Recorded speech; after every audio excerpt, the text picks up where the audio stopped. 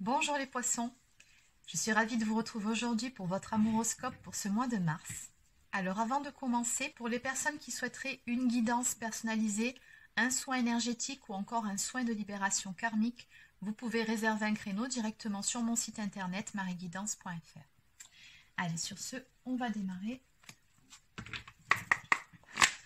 Donc on va déjà prendre une ou deux cartes pour voir quelles sont les énergies pour vous, pour ce mois-ci, pour ce mois de mars. Donc, que peut-on me dire pour les personnes du signe du poisson dans le domaine sentimental pour le mois de mars? Quelles sont les énergies, éventuellement les conseils? C'est parti.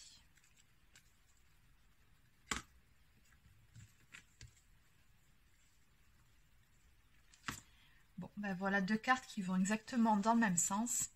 On vous dit, confrontez-vous à votre part d'ombre et admettez vos faiblesses. Donc en clair, non, vous n'avez pas à être parfait, à être parfaite.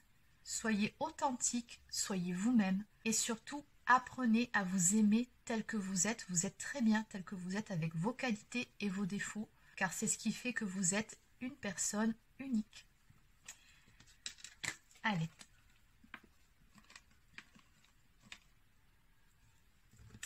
Donc on va continuer avec l'oracle de l'arbre de vie.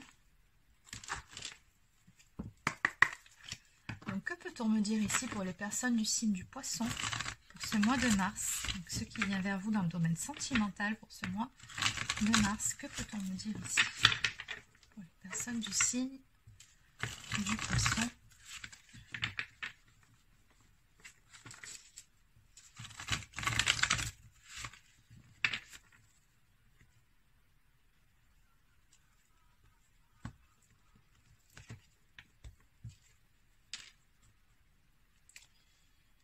Alors, nous avons les énergies de l'automne qui nous parlent de se dépouiller de certaines choses, d'accepter de laisser aller, de se détacher, de lâcher prise par rapport à certaines choses. On me parle de spiritualité, de cheminement et d'éveil spirituel. Donc, on va voir ce que nous dit le reste du jeu.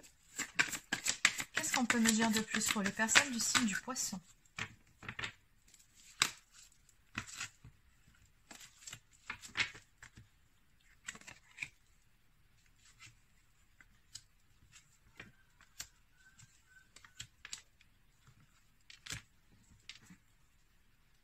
D'accord, donc c'est plutôt un mois d'introspection, de ce que je peux ressentir ici. En tout cas, un mois pendant lequel on va vous pousser, vous demander de laisser aller, de lâcher prise par rapport à certaines choses, notamment par rapport au domaine sentimental. On me dit ici qu'il est nécessaire de laisser du temps au temps et de faire preuve de sagesse par rapport à une relation. On me dit ici qu'il y a des choses sur lesquelles vous devez apprendre à lâcher prise ou à vous détacher et que, en ce sens, vous êtes d'ailleurs divinement guidé, vous êtes soutenu pour pouvoir aller vers du mieux puisqu'on a la carte de l'élévation. Peu importe ce que vous êtes en train de traverser actuellement, on vous dit que les choses vont s'arranger, mais pour que ça puisse s'arranger, pour qu'il puisse y avoir cette fameuse élévation, il va falloir de votre côté apprendre à lâcher prise, tout simplement. Alors, en dos de deck, oui, avec la carte de la campagne, on nous parle bien d'un temps de repos, de ressourcement, de prendre du recul, de prendre du temps pour soi, de se détendre, de se relaxer, tout simplement. Et de ne pas ignorer non plus vos zones d'ombre, affrontez-les, c'est ce qu'on vous dit ici. Alors, on va compléter tout ça avec l'oracle des vagues de l'amour. Donc, on va prendre la notion de temps et de sagesse par rapport à cette union. On va voir ce dont il est question. Sur quoi vous devez lâcher prise exactement, si on peut avoir un peu plus d'infos. Ça, ce n'est pas la peine. Et quelle sera cette fameuse élévation? Allez. Donc, on aimerait un petit peu plus de détails par rapport à toute cette histoire. Donc, que peut-on nous dire?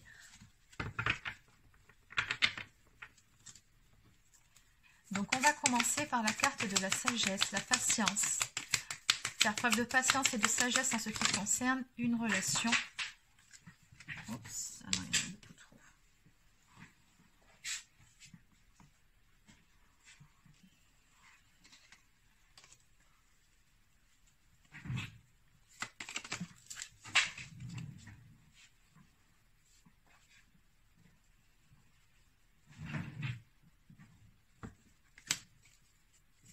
on me dit bien que sur ce mois-ci, il va vous falloir faire preuve de sagesse et de patience par rapport au domaine sentimental.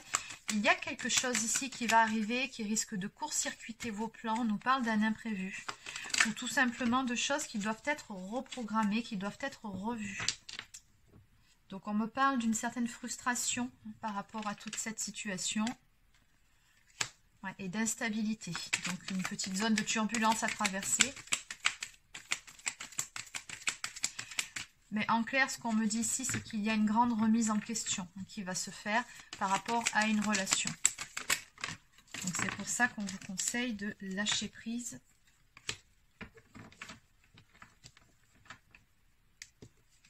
Ouais, on me parle ici d'une période de blocage, d'une position inconfortable. Donc on nous parle de contraintes par rapport auxquelles il va falloir trouver de nouvelles solutions. On a également ici une blessure de trahison peut-être à épurer.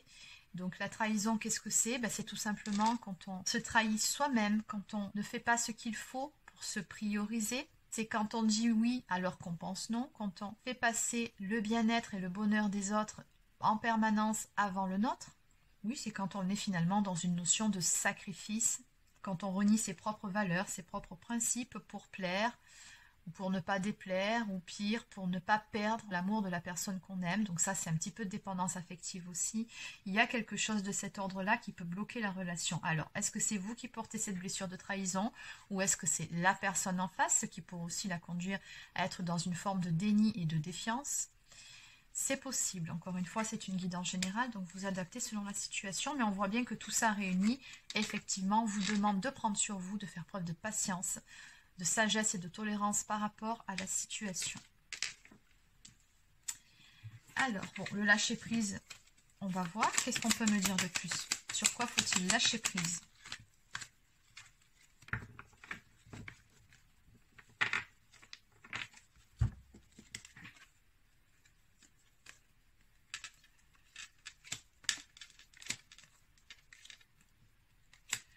Oui, lâcher prise et se détacher de cette attente que vous avez de vivre une relation parfaite. Donc là, on me parle d'une séduction, de déclaration d'amour, de retour de réconciliation. Donc on vous dit, pour le moment, lâcher prise par rapport à cette attente. Ce n'est pas encore le bon moment pour ça.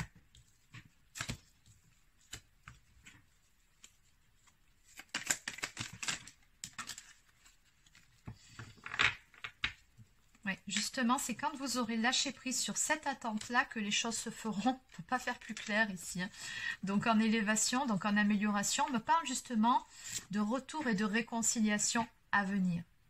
Vous allez retrouver une personne du passé ou bien encore période de réconciliation ou si vous êtes célibataire, de renouveau amoureux. Bon, vous adaptez toujours pareil, mais on vous dit bien que tant que vous n'aurez pas lâché prise sur vos attentes par rapport à cette relation ou cette ancienne relation, voilà, les choses ne pourront pas se faire ici. Donc, une fois que vous aurez lâché prise, une fois que vous serez passé par cette période de repos, de retraite, de ressourcement, les choses vont pouvoir s'enquiller, se mettre en place.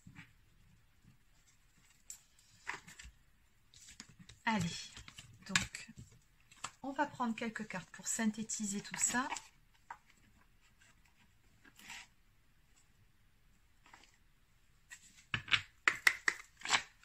Donc en résumé, que peut-on me dire pour les personnes du signe du Poisson pour ce mois de mars?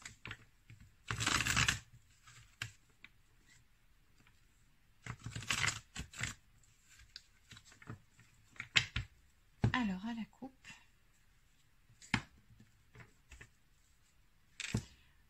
Oui, on voit que vous attendez des réconciliations avec une personne d'énergie masculine.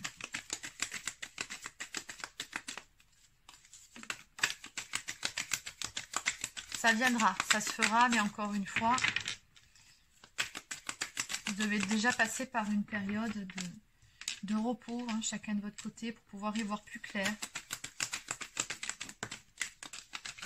Oui, une période de réflexion qui est nécessaire. En tout cas, la personne en face, elle s'en veut par rapport à certaines choses. Donc oui, on me dit que tout ça... Oui, ça a pris du retard, on a des blocages par rapport à ces événements qui doivent se mettre en place.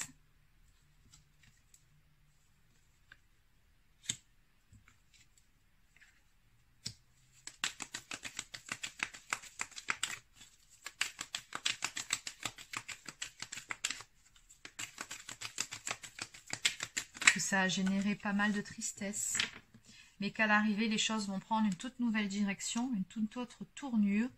À l'arrivée ici, on va briser ses propres chaînes, se libérer de ce qui nous entrave dans cette relation et il y aura bien un retour. Mais comme vous pouvez le voir, c'est vraiment en fin de tirage. Donc, c'est pas pour tout de suite. Néanmoins, sur ce mois-ci, on est plutôt dans des énergies, effectivement, de réflexion, d'un temps de repos qui est nécessaire pour pouvoir y voir plus clair. Bien que l'issue ne fait pas de doute ici. Alors, en dos de deck, on me dit que c'est le destin, donc ce qui est écrit de toute façon arrivera, hein, quoi qu'il advienne. Donc détendez-vous et encore une fois, prenez du temps pour vous ressourcer et surtout lâchez prise, ne soyez pas dans l'attente. Allez, donc on va maintenant terminer avec quelques cartes messages. Donc on va commencer avec pour nourrir des relations harmonieuses. Donc que peut-on me dire ici pour les poissons? Évitez de vous justifier, vous n'êtes pas responsable des autres. Oui, évitez de vous justifier, ça c'est la blessure de rejet. Donc quand on justifie bien souvent, c'est pour ne pas déplaire ou ne pas vexer la personne en face, enfin peu importe. On n'est pas obligé, vous n'êtes pas obligé de vous justifier en permanence. Donc on va aller voir cette carte de plus près. Cette carte vous a envoyé afin de vous sensibiliser à votre habitude d'en dire plus qu'il ne le faut dans le but de vous justifier. Peut-être vous a-t-on fait sentir coupable très souvent dans votre vie, ou bien serait-ce plutôt que vous anticipiez qu'on doute de votre parole. Quoi qu'il en soit, vous avez développé l'habitude de vous justifier de tout. Des relations saines se construisent sur la confiance en vous et en l'autre. Vous n'avez pas à montrer des preuves pour un oui ou pour un non. Votre parole doit suffire. En vérité, plus vous en dites pour vous justifier ou pour apporter des preuves, plus vous démontrez qu'on a de fortes raisons de douter de votre parole. N'est-ce pas ce que vous croyez lorsqu'on essaie de se justifier devant vous alors que vous n'avez rien demandé? Laissez venir les questions et si vous jugez bon de répondre, faites le minimum et rien de plus.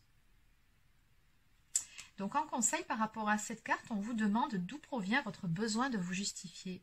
C'est-à-dire, est-ce que c'est un sentiment de culpabilité, de mensonge ou encore le contrôle d'un parent? En trouvant la réponse, il sera facile pour vous de mettre en pratique le fait d'en dire le moins possible. Et enfin, vous n'êtes pas responsable des autres. Seulement de vous-même, c'est déjà pas mal. Alors, vous avez tiré cette carte car la situation présente vous prend énormément d'énergie puisque vous vous sentez responsable de ce qui arrive. Soyez assuré que vous n'êtes pas responsable des autres. Chacun doit assumer ce qu'il vit et la façon dont il le vit. Les disputes entre vos amis, entre vos parents, les défis au bureau ou les séparations dans votre entourage sont de la responsabilité des personnes concernées dans chacune des problématiques et non de la vôtre. Bien sûr, vous pouvez apporter soutien, écoute, aide physique, mais vous n'êtes pas responsable de ce qui se produit. Ne prenez pas cela sur vos épaules. Puisque vous n'avez aucun contrôle sur la situation, faites taire les sentiments de culpabilité et de responsabilité qui vous habitent et qui grugent votre énergie et vos pensées quotidiennes. Donc, en conseil par rapport à cette carte, on vous dit de ne pas vous sentir responsable des souffrances de votre entourage. Ce qui arrive doit arriver. Et la seule chose que vous puissiez faire est d'apporter votre aide ou votre écoute, c'est tout.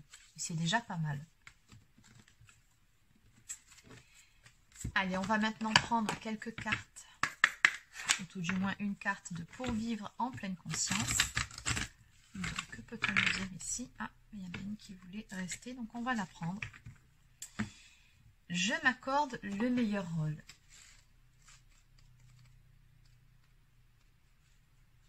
Dans le jeu de la vie, je choisis quel rôle je vais m'octroyer et comment je vais le jouer. J'ai le choix de vivre chaque jour soit dans l'ombre, soit dans la lumière. Je me permets de croire en mes forces et en mes talents. Je me donne le droit d'éclairer chaque jour différemment la scène de ma vie afin de réaliser la meilleure version de moi-même.